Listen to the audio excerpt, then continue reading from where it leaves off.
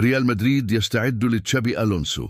هل يستعد ريال مدريد لعصر تشابي ألونسو بعد موسمه التاريخي مع باير ليفركوزن؟ الأنظار تتجه نحو العاصمة الإسبانية لمعرفة خطط المدرب الإسباني المحتملة. فور وصوله المنتظر إلى قلعة البرنابيو 3 أسماء كبرى يضعها ألونسو على رأس قائمة المطلوبين، صفقات حاسمة قد تغير وجه الفريق للموسم القادم. من هم اللاعبون الذين يريدهم مهندس وسط الملعب السابق ليعيد بناء خطوط ريال مدريد؟ الظهير، قلب الدفاع، والجوهرة المنتظرة في الوسط. اكتشفوا معنى الأسماء الثلاثة التي قد تصل إلى ريال مدريد بطلب مباشر من تشابي ألونسو. خطة خطيرة تبدأ مع 3 صفقات. تشير بعض التقارير إلى أن تشابي ألونسو قد حدد 3 مراكز رئيسية تحتاج إلى تدعيم فور وصوله، و3 أسماء محددة على راداره. الظهير الأيسر ميغيل جوتيريز جيرونا. يبحث ألونسو عن لاعبين يتمتعون بذكاء تكتيكي مرتفع وقادرون على التكيف مع أكثر من مركز. ميغيل جوتيريز لاعب جيرونا، أحد المواهب الشابة في كرة القدم الإسبانية.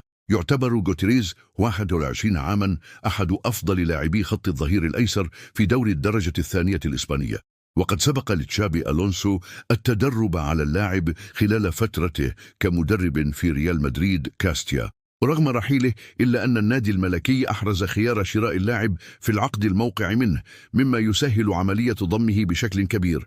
لاعب الوسط مارتن زوبيميندي، ريال سوسيداد.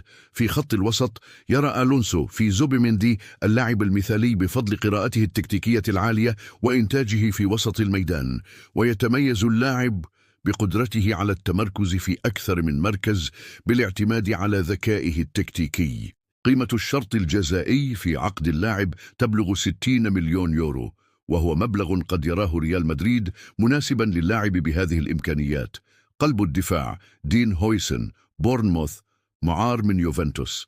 أما على الصعيد الدفاعي وتحديدا في قلب الدفاع، فالاسم الذي لفت انتباه تشابي ألونسو هو المدافع الشاب دين هويسن. المعار حاليا لبورنموث من يوفنتوس قدم مستويات مميزة هذا الموسم في الدوري الإنجليزي الممتاز، وسيكون من الممكن ضمه لصفوف ريال مدريد مقابل 15 مليون يورو.